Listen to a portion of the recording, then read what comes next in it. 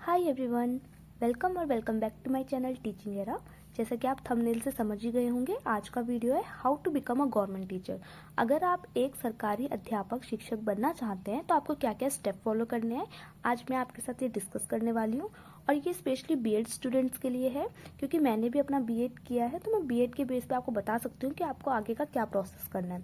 तो मान के चलते हैं कि आपने ग्रेजुएशन कर लिया होगा, तभी आपने बीएड में एडमिशन लिया है। तो सबसे पहले तो आपने अपना ग्रेजुएशन कंप्लीट किया है।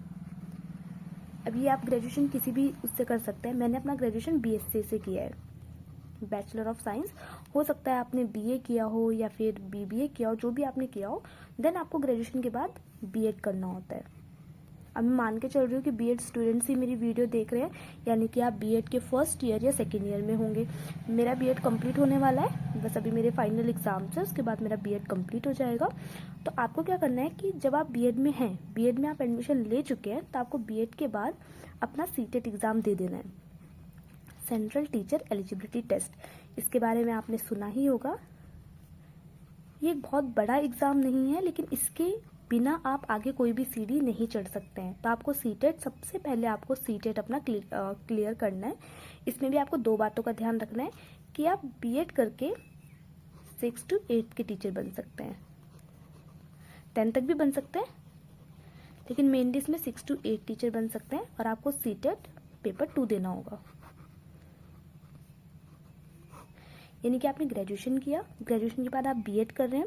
अगर आप BEd first year, second year, किसी भी ईयर में, तुरंत अपना सीटेट क्लियर कर ले। अभी भी सीटेट एग्जामिनेशन की डेट आई है, उसको लास्ट फिल करने की डेट आई थिंक 15 अक्टूबर है। तो अगर आपने अपना सीटेट का फॉर्म फिल नहीं किया तो आप फिल कर लें। ऐसा नहीं सोचना है कि बीएड पहले कंप्लीट होगा, 2 साल बीएड में लगाएंगे, उसके बाद अपना सीटेट का एग्जाम देंगे। बीएड करते करते आपको अपना सीटेट का एग्जामिनेशन निकाल लेना है। मैंने भी अपना सीटेट का एग्जाम क्वालिफाई कर लिया है, वो थोड़ा ईजी रहता है, आप क्वालिफाई कर लेंगे आराम से, क्योंकि ये तो सिर्फ एक क्वालिफाइंग पेपर है। इसके बाद मेन पेपर आते हैं BPSC, DSSS, KVS, NVS. Main आपको उसकी तैयारी अच्छे से करनी है। पहले आपको इतनी कोशिश करनी है कि अपने बीएड के 2 साल में, बीएड 2 साल का होता है, अपने बीएड के 2 साल में आपने कोशिश करनी है कि बीएड करते करते ही आप अपना सीटेट पेपर 2 को क्लियर कर लें। ठीक है, इतनी बात आपको समझ में आ गई होगी, I hope.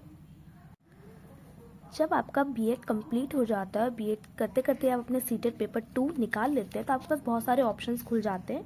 Then teaching vacancy जो भी आती है, जैसे DSSS आता है, टीजीटी लेवल का दे सकते हैं। बीएड के बाद आप टीजीटी लेवल दे सकते हैं, और अगर आप पोस्ट ग्रेजुएशन कर लेते हैं तो आप पीजीटी लेवल भी दे सकते हैं।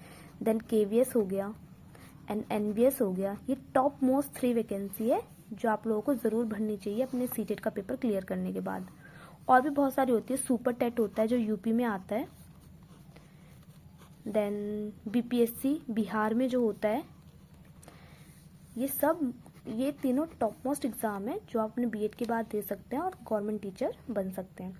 ये मैं आपके साथ एक स्ट्रेटेजी फॉलो कर रही हूँ कि मतलब आपको ये स्टेप करने हैं। मैं भी अपनी एक टीचिंग जर्नी में ही हूँ, अभी मैं अपनी टीचिंग जर्नी की और हूँ, और एक एक स्टेप ले रही हूँ। तो जितनी चीज़ें मुझे समझ में आती है, जितना मैं अपने लिए टीचर बनने के लिए जो चीज़ें मैं कर रही हूँ, वो सब मैं आप लोगों के साथ शेयर करना चाहती हूँ। जितना भी नॉलेज मेरे पास है, मैं सब कुछ कोशिश कर रही हूँ कि अपने फ्रेंड्स के साथ सब कुछ शेयर करूँ। जैसे मेरा भी अभी बीएड कंप्लीट होने वाला, बीएड करते करते मैंने अपना सीटेट क्वालिफाई कर लिया है, और अभी मैं भी आगे के एग्जाम्स के लिए प्रिपेयर कर रही हूँ, और साथ में मैंने अपना यूट्यूब चैनल भी स्टार्ट किया है। आप लोग भी ऐसा कर सकते हैं अपनी फील्ड से रिलेटेड, क्योंकि यूट्यूब पे आपकी बहुत सारी चीज़ें स्किल इंप्रूव होती है। जैसे आप अपना कोई भी मैथ सब्जेक्ट पढ़ा लीजिए, जो भी आपका अपना मेन सब्जेक्ट है, एसएस पढ़ा लीजिए उससे, क्योंकि आपका भी कंसंट्रेट बना रहता है और पढ़ाई में भी। एक और बात फिर से रिपीट करते हैं कि बीएड के बाद गवर्नमेंट टीचर बनने का क्या प्रोसेस होता है।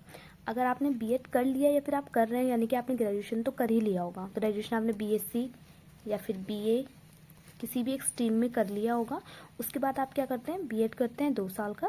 बीएड करते ही करते आपको सीटेट अपना क्वालिफाई कर लेना है, जो 6 to 8 लेवल का होता है। आप 6 to 8 लेवल में बनता है, अपने सीटेट पेपर 2 देना है, क्योंकि बीएड वालों को पेपर 1 से बाहर कर चुके हैं, प्राइमरी लेवल के फॉर्म नहीं भर सकते हम। जब आप सीटेट पेपर 2 क्वालिफाई कर लेते हैं, उसके बाद आपको अपने मेन एग्जाम की प्रिपरेशन करनी है।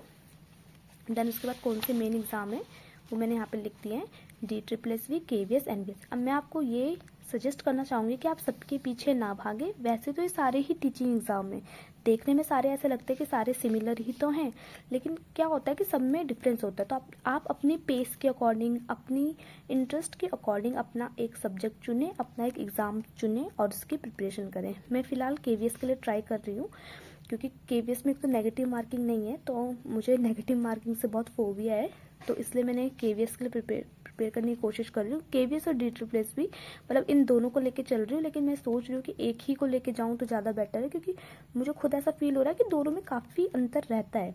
अगर आप इस पर भी डिटेल वीडियो चाहते हैं तो आप प्लीज़ मुझे कमेंट करें, मैं इसके ऊपर भी एक डिटेल वीडियो लेके आऊँगी। तो मैंने आपको फिर से बता दिया कि सीटेट के बाद आपके कोई भी एक एग्ज़ाम को टारगेट करें, और अगर आप ये एग्ज़ाम क्वालिफाई कर लेते हैं तो आप डायरेक्ट टीचर बन जाते हैं। DSSS में तो कोई इंटरव्यू नहीं होता, सिर्फ एग्ज़ाम देना है और आप टीचर बन जाएंगे। KVS में इंटरव्यू होता है, और NVS का मुझे कंफर्म नहीं है कि इसमें इंटरव्यू होता है, क्योंकि मैंने ये देखा नहीं, मैंने इन दोनों के बारे में सर्च किया था तो मुझे ध्यान है। एंड सुपर टेट में भी ऐसा कुछ नहीं होता है, BPSC में भी नेगेटिव मार्किंग नहीं होती, डायरेक्ट भर्ती है कि अगर आप एग्ज़ाम क्वालिफाई कर देते हैं BPSC की तो आप टीचर बन सकते हैं। और सीटेट के अलावा भी बाकी रहता है, जैसे मैं उत्तराखंड में रहती हूँ तो मैं यूटेट दे सकती हूँ, एंड मान लो आप झारखंड में हो तो आप JTET दे सकते हैं। वैसे राजस्थान में RTET, ऐसे मतलब हर रीट एग्जामिनेशन जो होते हैं, हर अपना स्टेट अपना एक टेट एग्जामिनेशन कराता है, तो आप वो अपने स्टेट के अकॉर्डिंग अपने स्टेट का भी आप क्लियर रख सकते हैं। कोई स्टेट सीटेट को एलिजिबल मानता है, कोई नहीं मानता है, तो आप अगर आप अपने स्टेट में गवर्नमेंट टीचर बनना चाहते हैं तो पहले अपने स्टेट का आप एग्ज़ाम निकालिए, टेट अपने स्टेट का निकालिए, उसके बाद वैकेंसीज़ में देखिए कि आपके स्टेट में कौन से लेवल में वैकेंसीज आती हैं। आई होप आपके लिए वीडियो थोड़ा बहुत यूज़फुल रहा हो। अगर यूज़फुल रहा हो तो प्लीज़ लाइक शेयर सब्सक्राइब करें, और आपको किसी भी टॉपिक में BEd से रिलेटेड, BEd के बाद क्या करें, किसी भी कोर्स में क्या डिफरेंस है, किसी से भी रिलेटेड अगर आपको कोई भी वीडियो चाहिए तो प्लीज़ कमेंट करें, मैं आपके लिए एक वीडियो लेके आऊँगी। आज की वीडियो में इतना ही, मिलते हैं नेक्स्ट वीडियो में, तब तक के लिए bye bye, see you in the next video.